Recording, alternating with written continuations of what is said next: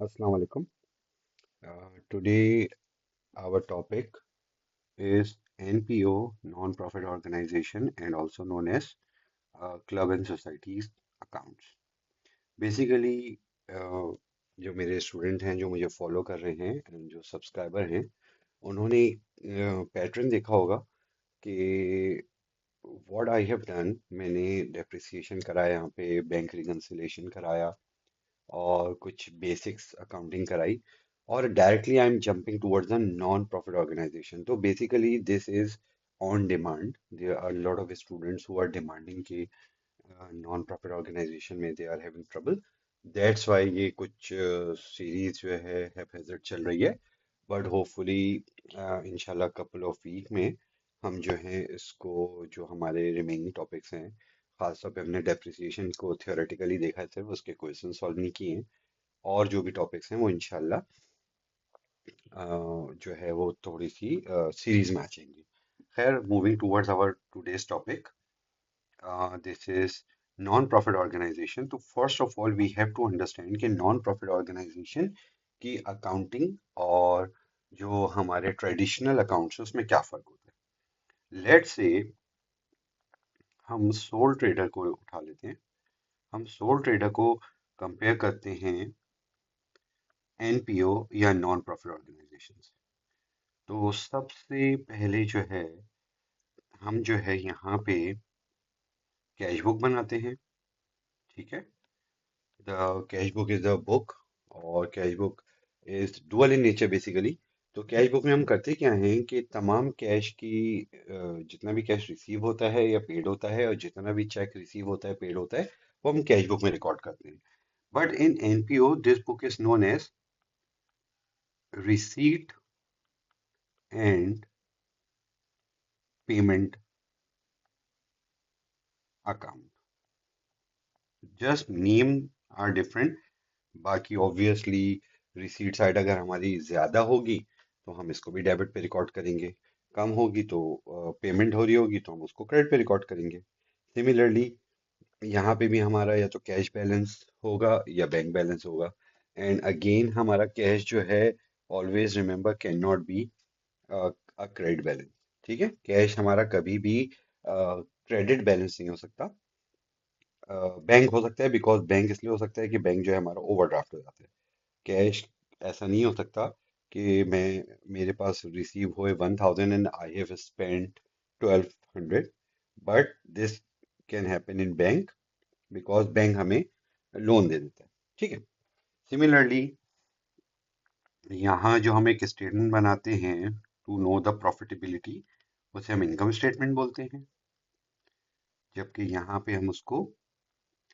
Income and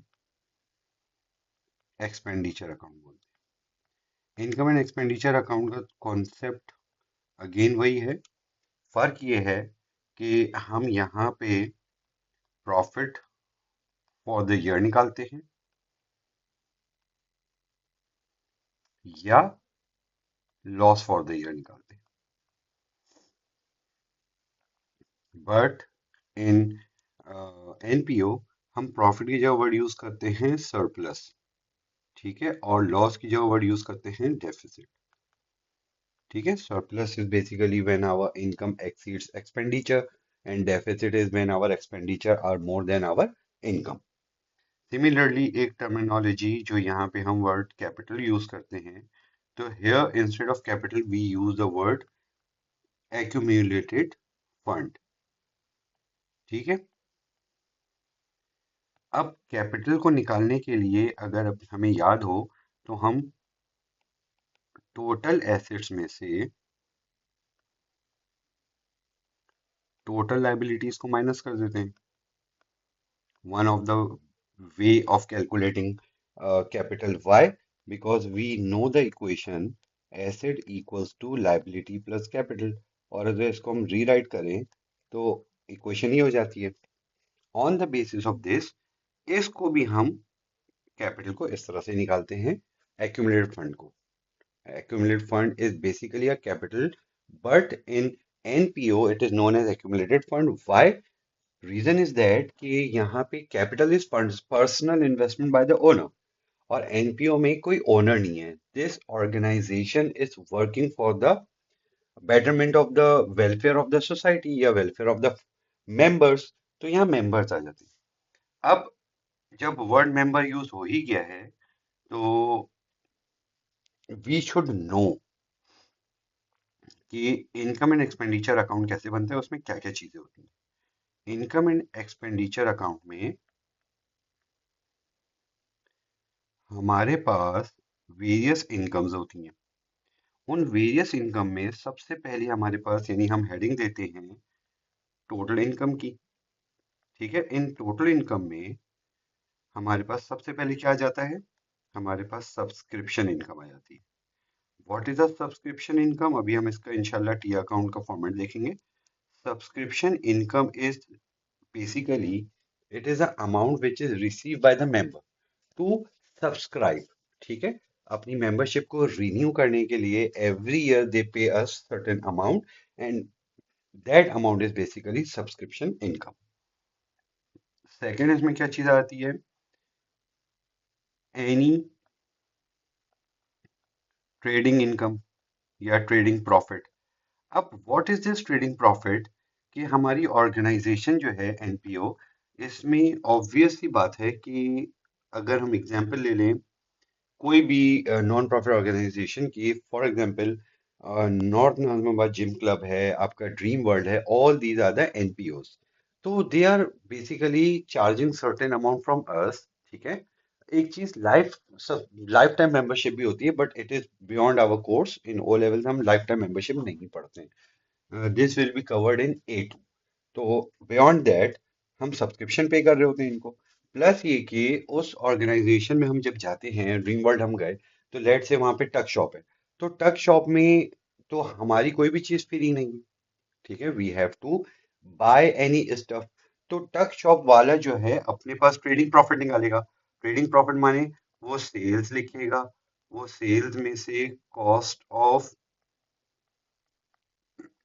goods sold minus करके क्या निकालेगा, cost of goods sold minus करके ग्रॉस प्रॉफिट निकालेगा। ठीक है, अब समटाइम्स जो होता है कोई स्पेसिफिक एक्सपेंस नहीं होता, तो हमारा कॉस्ट ऑफ जो ग्रॉस प्रॉफिट आया ट्रेडिंग प्रॉफिट से, वो हमारा यहाँ पे इंक्लूड हो जाएगा। ठीक है, समटाइम्स कोई स्पेसिफिक एक्सपेंस होता है उस पर्टिकुलर ट्रेडिंग बिजनेस का। फॉर एग्जांपल टक शॉप है, टक शॉप के लिए एक अलग से एम्प्लॉय हायर किया गया है जो टक शॉप में ही काम कर रहा है, तो उसके एक्सपेंसेस हम क्या करेंगे, यहीं से एक्सपेंस में माइनस कर देंगे।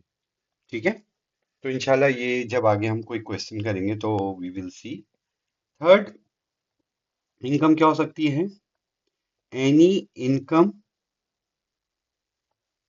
Generating activity. अब what is this, any income generating activity means कि लेट्स से कि हमारा एक क्लब है जहां पे कोई क्रिकेट मैच ऑर्गेनाइज हो रहा है। तो जब मैच ऑर्गेनाइज हो रहा है तो वो इनकम क्या आई हमारे पास, टिकट की सेल्स। टिकट सेल से हमारे पास इनकम जनरेट हुई, और लेस कर दिया इसमें हमने एक्सपेंसेस। और कौन से एक्सपेंसेस हो सकते हैं, फॉर एग्जांपल कंपटीशन प्राइस। जो हम कंपटीशन करा रहे हैं तो उस कंपटीशन में हम कुछ प्राइस दे रहे हैं, तो कंपटीशन प्राइस मनी भी हो सकती है, कंपटीशन प्राइस ट्रॉफी भी हो सकती है, और एनी अदर रिलेटेड एक्सपेंसेस वो हम यहाँ से माइनस करके एनी अदर जनरेटिंग एक्टिविटी निकाल लेंगे। ठीक है,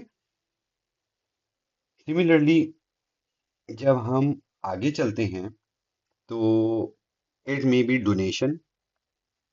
Donation is a big source of income for non-profit organization. Obviously, donation is given by the people to run the organization. इसकी एग्जाम्पल, ज्यादातर डोनेशन की एग्जाम्पल हम किधर समझ सकते हैं, हमारी जो वेलफेयर ऑर्गेनाइजेशन चीपा है, एदी है, यहाँ पे ज्यादातर डोनेशंस आ रहे होते हैं। ठीक है, सिमिलरली डोनेशन के बाद हमारी, फॉर एग्जाम्पल पाकिस्तान में अल्हम्दुलिल्लाह नहीं होता, इंटरेस्ट इनकम। तो इंटरेस्ट एज अ इनकम जो है वो भी आ सकती है। तो ये ऑल इनकम, इन तमाम इनकम को हम टोटल करेंगे और हमारे पास टोटल इनकम आ जाएगी। ठीक है, जो भी टोटल इनकम आई वो हमने इधर लिख दी। फिर हम क्या करते हैं इसमें से, हम लेस करते हैं टोटल एक्सपेंडिचर्स। अब again expenditures vary from business to business. Let us assume certain expenditure. For example, number one is salaries and wages हो सकती हैं, वहाँ पे एम्प्लॉयज जो काम कर रहे हैं उनकी सैलरीज एंड वेजेस हो सकती हैं। नंबर टू, मोटर एक्सपेंस हो सकता है कि गाड़ियाँ चल रही हैं उसकी फ्यूलिंग है, उसकी रिपेयर है, ऑल दैट। ठीक है। नंबर थ्री, हमारी इंश्योरेंस हो सकती है उस जगह की। ठीक है। लेट से हमारे पास वहाँ पे कोई चीज़ वो उस पे है, किराए पे है, तो रेंट हो सकता है। फिर एक इररिकवरेबल डेट्स हो सकता है। अब irrecoverable debts, for example, there are certain people, for example, subscription income थी, उसमें कोई बंदों ने पैसे नहीं दिए। सही है। इसी तरह ट्रेडिंग बिजनेस था, उसमें हमारे सप्लायर ने पेमेंट नहीं दी। तो they there can be any amount that has to be received, वो रिसीव नहीं हो रही, इररिकवरेबल हो गई हो। ठीक है। सिमिलरली यहाँ पे डेप्रिसिएशन हो सकती है, depreciation of any non current asset. अच्छा, यहाँ पे डेप्रिसिएशन निकालने का ऑब्वियस सी बात है कि एक तो हमारे पास स्ट्रेट लाइन मेथड है। स्ट्रेट लाइन मेथड में हमने क्या किया, कॉस्ट पे हमने मल्टीप्लाई बाय परसेंटेज कर दिया। दूसरा आरबीएम मेथड है। ठीक है। आरबीएम मेथड अगेन हम मैं डायरेक्ट फॉर्मूला लिख देता हूँ, cost minus provision for depreciation multiply by percentage of depreciation. ठीक है। अगर पहला साल है तो प्रोविजन जीरो होगी, from next year provision will increase. और थर्ड मेथड इज रीवैल्यूएशन। ज्यादातर यहाँ पे रीवैल्यूएशन मेथड यूज होता है। और रीवैल्यूएशन मेथड बेसिकली क्या है कि हम एसेट की ब्रॉड डाउन में any purchases of asset, any disposal of asset minus करके और कैरेट डाउन को माइनस कर देते हैं। जो वैल्यू हमारे पास एंड में आएगी that will be the depreciation value. और ये रीवैल्यूएशन मेथड से निकलता है, यानी opening balance of the non current asset, उसमें हमने अगर कोई नॉन करंट एसेट परचेज किया है उसको एड अप कर देते हैं। और डिस्पोजल एट कॉस्ट, अगर कोई एसेट डिस्पोज हुआ है तो एट व्हाट कॉस्ट डिस्पोज हुआ है, क्या कॉस्ट थी उसकी, वो डिडक्ट करते हैं। और closing balance of the asset deduct करते हैं। तो एट द एंड जो हमारे पास अमाउंट बचती है that is known as depreciation. ठीक है। तो there may be again speaking के एक्सपेंसेस वेरी कर सकते हैं बिजनेस टू बिजनेस। तो हम फिर क्या करते हैं, हमारे पास यहाँ पे टोटल एक्सपेंडिचर की वैल्यू आ जाती है। अब इस टोटल एक्सपेंडिचर को जो हमारी टोटल इनकम आई थी इसमें से मैच कर लेते हैं। तो या तो ये वैल्यू पॉजिटिव आएगी, ये पॉजिटिव भी आ सकती है, और ये वैल्यू हमारी नेगेटिव भी आ सकती है। ठीक है। अगर हमारी वैल्यू पॉजिटिव आती है तो it will be known as surplus, और अगर ये वैल्यू हमारी नेगेटिव आती है तो वो क्या कहलाएगी, डेफिसिट। ठीक है। तो this is the basic format of what, income and expenditure account. Okay. In the previous year when there was a 40 marks question, तो तब भी ये 20 मार्क्स में ही एनपीओ आया करता था। और ज्यादातर इस क्वेश्चन में वो हमसे दो या तीन चीजें मांगता है। ठीक है। अभी हम क्वेश्चन देख लेंगे। ठीक है। तो इधर स्टेटमेंट ऑफ फाइनेंशियल पोजीशन को हम कोई और नाम देते हैं। लेट से यहाँ पे हम लिख देते हैं, इधर एस ओ एफ पी कहते हैं, तो यहाँ पे हम उसको स्टेटमेंट ऑफ अफेयर्स कहते हैं। इसका फॉर्मेट ऑलमोस्ट सेम होता है, बस थोड़ी सी एक चेंजेस होती है कि यहाँ पे मोस्टली हमें एक्यूमुलेटेड फंड ओपनिंग नहीं गिवन होती। ठीक है। अब इसका फॉर्मेट इंशाल्लाह we will discuss later in the question. I would like कि मैं एक प्रॉपर इसका फॉर्मेट आप लोग को बना के दे दूं। ठीक है ना, ताकि अगर कोई कंफ्यूजन हो तो वो क्लियर हो जाए।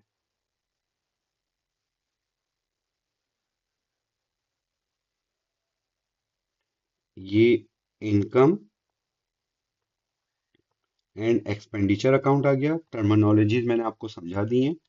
पहले हेडिंग आ गई इनकम की, इनकम के नीचे आ गया सब्सक्रिप्शन इनकम। ठीक है। अब सब्सक्रिप्शन इनकम किस तरह निकालेंगे वो हम अभी वो देख लेते हैं। यहाँ पे आ गई फॉर एग्जाम्पल प्रॉफिट फ्रॉम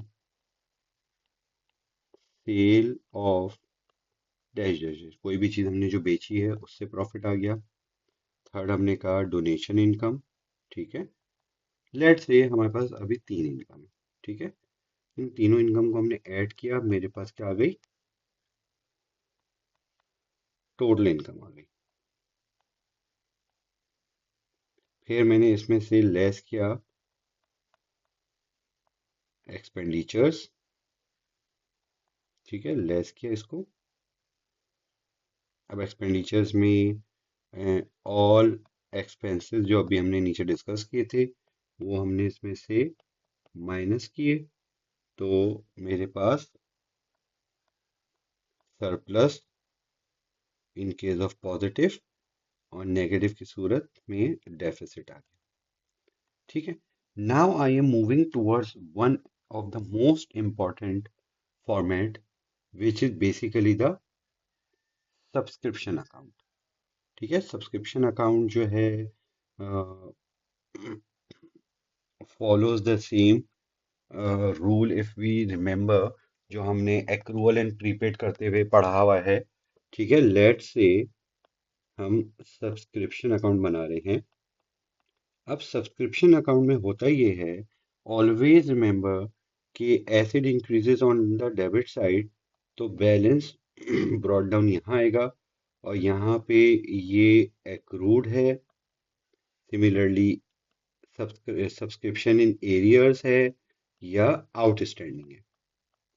ठीक है। अब एक और कॉन्सेप्ट है जिससे a lot of students are familiar with, और usually I don't like that format, but जो APPA कहते हैं, मैं इस फॉर्मेट के थोड़ा सा इसलिए अगेंस्ट हूँ कि ये हमारी कॉग्निटिव स्किल्स को कम कर देती है, हमें सोचने नहीं देती, बस हम याद कर लेते हैं अकाउंट्स में। बहरहाल everyone has their own way of understanding, तो मैंने ये दोनों तरीके यूज कर दिए। अब ये जो पी था इधर, समटाइम्स बैलेंस ब्रॉट डाउन हमारा इधर आ जाता है। इस बैलेंस ब्रॉट डाउन को हम प्रीपेड इनकम बोलते हैं। Prepaid income is our liability, that's why इसका जो बैलेंस है वो क्रेडिट साइड पे लिखा हुआ है। सिमिलरली बैलेंस कैरेट डाउन मेरा इधर आ गया, और it is also a prepaid, closing prepaid है इसलिए इधर आ गया। और this is basically accrued balance carried down, या यू कैन से दैट, ये मिस्टेक आप लोग बच्चे ना कर जाएं, दैट्स व्हाई इसको मैं चेंज कर देता हूँ। बैलेंस कैरेट डाउन, और ये कौन सा बैलेंस कैरेट डाउन है, ये एक्रूड वाला है। ठीक है। नाउ वी शुड नो कि जो इनकम स्टेटमेंट की जगह यहाँ पे हमने क्या वर्ड यूज करना है, इनकम एंड एक्सपेंडिचर। जो हमारी इनकम वैल्यू आएगी वो इधर आएगी, which is a balancing figure जो यूजुअली हमें निकालनी होती है। और यहाँ पे क्या आ जाएगी, बैंक आ जाएगी। यहाँ पे क्या आ जाएगी, रिसिट, इंस्टेड ऑफ रिसिट हम कैश लिख देते हैं, बैंक रिसिट या कैश रिसीट आ जाएगी। ठीक है। वन मोर थिंग जो समटाइम्स हो जाता है वो है इरिकवरेबल डेट्स, यानी क्या हुआ, मेरी कुछ सब्सक्रिप्शन को नहीं आना था, तो वो मेरी इधर आ जाएगी। अब question arises, a lot of student get confuse कि यार सब्सक्रिप्शन में पैसे मुझे मिल रहे हैं तो बैंक क्रेडिट क्यों किया। ऑलवेज रिमेंबर, मैंने बैंक क्रेडिट नहीं किया, मैंने बेसिकली सब्सक्रिप्शन अकाउंट को क्रेडिट किया है। ये अकाउंट किसका है, सब्सक्रिप्शन का। सब्सक्रिप्शन अकाउंट के अंदर सब्सक्रिप्शन अकाउंट क्रेडिट हो रही है due to bank, this is only, ये जो ये हम लिख रहे हैं, these are only the reasons. यानी अगर इसके हम बैक एंड में देखें तो हमारे पास एक बैंक स्टेटमेंट बन रही होगी, एक बैंक का अकाउंट बन रहा होगा, तो यहाँ पे बैंक डेबिट हो रहा होगा, और वो क्यों डेबिट हो रहा होगा कि भाई सब्सक्रिप्शन आई है हमारे पास। ठीक है। तो ये बेसिकली डबल एंट्री का हुस्न है कि या तरीकेकार है जिसमें हम अकाउंट बेसिकली इसका बना रहे होते हैं, और ये जो हम लिख रहे होते हैं, these are only the details कि मेरा ये अकाउंट क्रेडिट क्यों हो रहा है या मेरा ये अकाउंट डेबिट क्यों हो रहा है। ठीक है। तो this was a basic subscription account. I hope कि ये सब्सक्रिप्शन अकाउंट आप लोग को क्लियर होगा। ठीक है। Now after this subscription account, हमें जब ट्रेडिंग अकाउंट बनाना होता है, तो ट्रेडिंग अकाउंट के अंदर सबसे पहले obviously we need sales. Sale में से हम लेस करते हैं कॉस्ट ऑफ गुड्स सोल्ड। अब कॉस्ट ऑफ गुड्स सोल्ड के बाद मेरी कॉस्ट ऑफ गुड्स सोल्ड में क्या चीज़ आ जाती है, मेरे पास ओपनिंग इन्वेंट्री आ जाती है, अनलाइक नॉर्मल जो हम इनकम स्टेटमेंट बनाते हैं। फिर इसमें मेरी परचेजेस आ जाती है, और यूजुअली क्लोजिंग इन्वेंट्री आ जाती है। ठीक है। ऐसा भी हो सकता है कि परचेजेस के बाद जो है परचेज रिटर्न हो, तो ऑब्वियसली परचेज रिटर्न लेस हो जाएगी। कैरेज इनवर्ट हो तो कैरेज इनवर्ट ऐड हो जाएगी। Now here one there is one more problem कि हमारे पास सेल्स की वैल्यू समटाइम्स गिवन नहीं होती, इवन परचेजेस की वैल्यू नहीं गिवन होती। जब हमारे पास सेल्स की वैल्यू नहीं गिवन होगी, परचेजेस की वैल्यू नहीं गिवन होगी, तो हमें देखना पड़ेगा कि सेल्स हमारी किस तरह निकली, क्वेश्चन क्या कह रहे हैं। ठीक है। क्या मतलब, समटाइम्स क्वेश्चन हमें बताता है कि all sales are on credit. ठीक है। यानी सेल्स को निकालने के लिए मेरे पास एक वे आ गया क्रेडिट सेल्स, और क्रेडिट सेल्स निकालने के लिए मेरे पास एक तरीकेकार है जिसको मैं बोलता हूं SLCA, which stands for sales ledger control account. ठीक है। सेल्स लेजर कंट्रोल अकाउंट, थोड़ा सा यहाँ पे इंशाल्लाह हमारा कंट्रोल अकाउंट भी रिवाइज हो जाएगा, is basically trade receivable control. तो मेरा ट्रेड रिसीवेबल है, यहाँ इंक्रीज होगा डेबिट साइड पे, और क्रेडिट साइड पे डिक्रीज होगा। यानी मेरी बैलेंस ब्रॉट डाउन जो रिसीवेबल का होगा वो यहाँ आ जाएगा, और बैलेंस कैरेट डाउन रिसीवेबल का मेरा यहाँ आ जाएगा। अब मेरे जो वो सारे फैक्टर्स जो मेरे रिसीवेबल को बढ़ाएंगे वो यहाँ आने चाहिए, और दोस्त फैक्टर जो मेरे रिसीवेबल को कम करेंगे वो यहाँ आने चाहिए। मेरा रिसीवेबल कब बढ़ेगा, जो मुझे वैल्यू निकालनी है क्रेडिट सेल्स, ये मेरे पास अननोन वैल्यू है, ये मुझे असल में निकालनी है। मेरा रिसीवेबल कब कम होगा, जब मेरा कस्टमर मुझे पेमेंट करेगा तो मेरा रिसीवेबल कम हो जाएगा। तो वो बैंक पे करे या कैश पे करे, रिसीवेबल यहाँ आ जाएगा। इसी तरह अगर सेल्स रिटर्न हो जाएगी तो मेरा बैलेंस कम हो जाएगा। ठीक है। यहाँ पे क्या क्या आ सकता है, डिसऑनर चेक आ सकता है। इवन दो यहाँ पे हमें इतनी डिटेल्स की जरूरत नहीं पड़ती एनपीओ के ट्रेडिंग अकाउंट में। ठीक है। तो जो भी इंफॉर्मेशन होगी वो हम क्या करेंगे, हमने यहाँ पे लेट से मेरे पास यही सारी इंफॉर्मेशन थी। मुझे डिसऑनर चेक पता था, मुझे बैंक की वैल्यू पता थी, मुझे कैश की वैल्यू पता थी, मुझे सेल्स रिटर्न पता थी, और मुझे 1 2 3 4 वैल्यूज पता थी। मैं क्या करूंगा, इनका टोटल यहाँ लिखूंगा, और यही टोटल फिर मैं यहाँ लिखूंगा। ठीक है। फिर जब इस टोटल में से जो अवेलेबल वैल्यू है, एक ये वाली और एक ये वाली, इन दोनों को मैं माइनस करूंगा। जब मैं इन दोनों को माइनस माइनस करूंगा तो मेरे पास ये बैलेंसिंग फिगर कैलकुलेट हो जाएगी। ठीक है। तो आई होप कि अगर इस तरह का कोई क्वेश्चन है तो I will definitely solve this type of question so that you can understand the concept completely. Similarly फिर हमारे पास परचेजेस गायब थी, तो परचेजेस निकालने के लिए मैंने सहारा लिया परचेज लेजर कंट्रोल अकाउंट्स का। ठीक है। जिसे हम PLCA शॉर्ट फॉर्म में बोलते हैं। It is a liability account, trade payable account है, क्रेडिट में बढ़ जाएगा, डेबिट में कम हो जाएगा। ऑल दोज थिंग्स जो मेरी लाइबिलिटी को बढ़ाएंगी, that will comes on the credit side. And all those things जो मेरी लाइबिलिटी को कम करेगी वो कहाँ आएगी, डेबिट साइड पे आएगी। मेरा balance brought down liability account है, दैट्स वाई उसका इधर आएगा। इसी तरह मेरी क्या कहते हैं, सप्लायर को मैं पे कर रहा हूँ तो मेरी लाइबिलिटी कम हो रही है इसलिए यहाँ आ गया। कैश से पे कर रहा हूँ, लाइबिलिटी कम हो रही है इसलिए डेबिट साइड पे आ गया। परचेज रिटर्न हो रही है तो ये डेबिट पे आ गया। और अगर डिस्काउंट रिसीव्ड है तो लाइबिलिटी मेरी कम हो रही है। यहाँ मैं डिस्काउंट अलाउड भी डाल सकता हूँ, ठीक है, ताकि ये बात क्लियर है कि discount allowed is a part of sales ledger control account और discount receive is a part of purchase ledger control account. ठीक है, तो ये मुझे वैल्यूज पता थी और एट द एंड मुझे बैलेंस कैरी डाउन पता था। ठीक है, तो इसका मैंने टोटल निकाला। That total has to be written here as well. यहाँ पे भी वही टोटल लिखा। इस टोटल में से मैंने इसको डिडक्ट किया, इस वैल्यू को डिडक्ट किया तो मेरे पास क्या आ गई, परचेजेस। और कौन सी परचेजेस, जो क्रेडिट परचेज हुई है, और ये मेरी क्या थी, बैलेंसिंग फिगर थी। तो जब मैंने ये किया तो इस तरीके से मेरे पास यहां से जो वैल्यू आई और जो यहां से वैल्यू आई, ये मेरे पास ये वाली और ये वाली वैल्यू आ गई। ठीक है, तो now I have got the purchases, opening and closing inventory given होगी। जब मैंने इसको सॉल्व किया तो मेरे पास अल्टीमेटली क्या आ गया, ग्रॉस प्रॉफिट आ गया। तो this was the basic format which is usually used to calculate the trading account।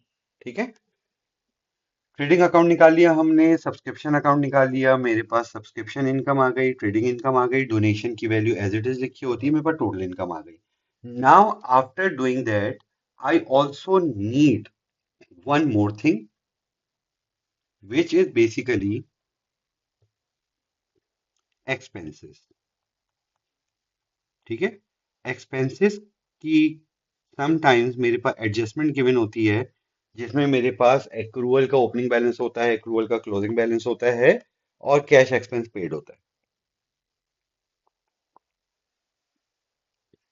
तो उसके लिए मैं क्या करता हूं, मैं वही एक्रूअल और प्रीपेड का सहारा लेता हूं, जिसको हमने शॉर्ट फॉर्म में पाप पढ़ा है, PAAP। ठीक है,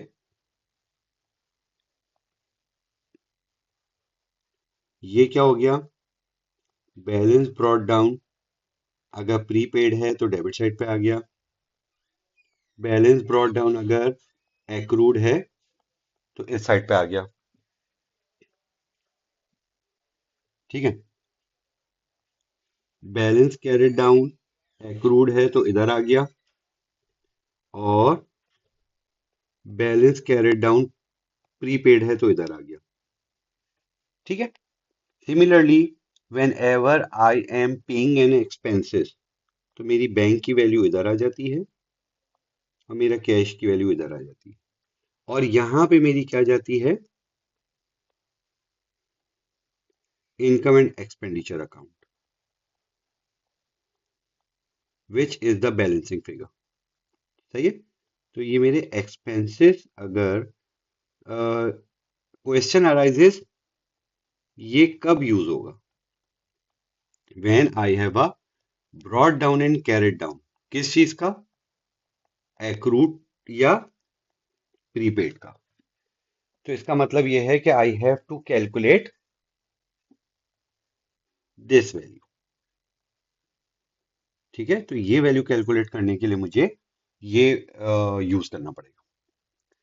ये बात क्लियर हो गई। फिर एक एक्सपेंस हमने बात की थी डेप्रिसिएशन की। अगेन डेप्रिसिएशन निकालने के लिए यूजुअली जो फॉर्मूला यूज हो रहा होता है वो रिवैल्यूएशन होता है, ब्रॉड डाउन आ जाता है, प्लस परचेजेस होता है, माइनस कैरी डाउन होता है। ये एक सिंपल फॉर्मूला है जिससे डेप्रिसिएशन कैलकुलेट आती है। समटाइम्स ये और कॉम्प्लेक्स हो जाता है, ब्रॉड डाउन होता है, परचेज ऑफ एसेट होता है, माइनस डिस्पोजल ऑफ एसेट होता है। ठीक है, और माइनस कैरी डाउन होता है, तो मेरे पास डेप्रिसिएशन आती है। ये एक फॉर्मूला जो है यूजुअली एनपीओ में यूज हो रहा होता है, ठीक है। इसके बाद मेरे पास एक्सपेंसेस सारे आ गए। जब मैंने एक्सपेंसेस सारे मेरे पास आ गए, तो एट द एंड मेरे पास सरप्लस या डेफिसिट हो गया, ठीक है।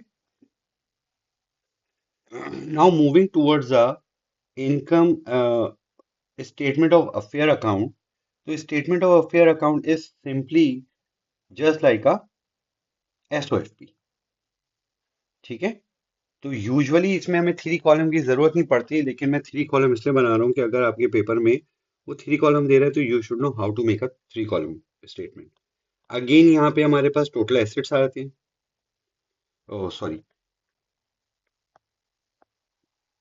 सबसे पहले हमारे पास नॉन करंट एसेट आते हैं, ठीक है। नॉन करंट एसेट्स, अब ये कॉम्प्लिकेटेड नहीं होता। समटाइम्स हमें वो बोलता है कि नॉन करंट एसेट आप डायरेक्ट दिखा दो नेट बुक वैल्यू में। Otherwise for example I am taking motor vehicle, हम यूं लिखते हैं मोटर व्हीकल कॉस्ट जो भी है less provision for depreciation of that, वो यहां माइनस कर देते हैं।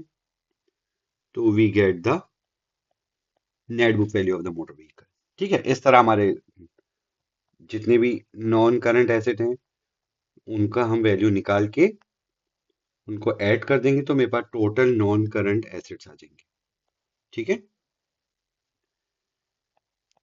सिमिलरली मेरे पास करंट एसेट हो गए। करंट एसेट निकालने का फॉर्मेट एग्जैक्टली द सेम है जो हम सोल ट्रेडर का निकालते हैं। पहले हमारे पास इन्वेंट्री आ गई। इन्वेंट्री कौन सी आ गई मेरे पास?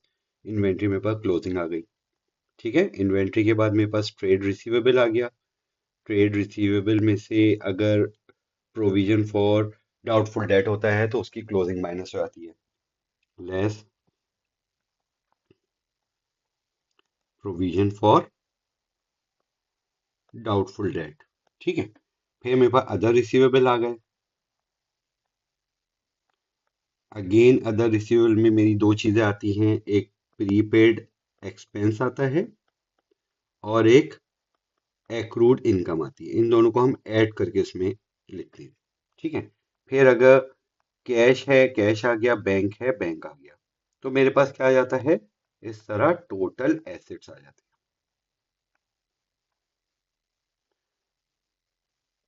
No need to write heading. अच्छा जी, क्लोजिंग वैल्यू मैंने इधर लिख दी, ट्रेड रिसीवेबल इधर लिखा, इसमें से मैंने प्रोविजन माइनस किया, ये वैल्यू आ गई। अदर रिसीवेबल आ गई,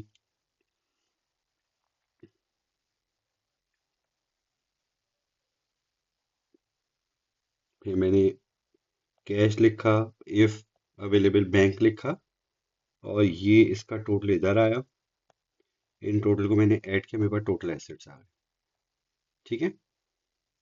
now what about other part? अब अदर पार्ट में मेरे पास जगह खत्म हो गई, तो मैं इसको इसी तरह कंटिन्यू कर रहा हूँ। So don't get confused, obviously we will not leave a single line in preparation. इसके बाद हम हेडिंग डालते हैं एक्यूमुलेटेड फंड्स की। अब एक्यूमुलेटेड फंड जो हैं ये दो तरह से निकलते हैं। एट स्टार्ट समटाइम्स ये वैल्यू हमारे पास गिवन होती है। अगर गिवन नहीं होगी तो हम क्या करेंगे? ओपनिंग के टोटल एसेट्स में से ओपनिंग की टोटल लायबिलिटी को माइनस करके ये वैल्यू निकाल लेंगे। या तो ये गिवन होगी या हम इस तरह से निकाल देंगे, ठीक है। ये स्टार्ट पे है, तो इसका मतलब है स्टार्ट के एसेट्स में से स्टार्ट की लायबिलिटी माइनस कर दो। डेट गिवन होगी ओपनिंग, ठीक है। फिर इसमें हम ऐड करते हैं एनी सरप्लस और लेस करते हैं any deficit. There is no drawing here, तो हमारे पास एक्यूमुलेटेड फंड आ जाते हैं।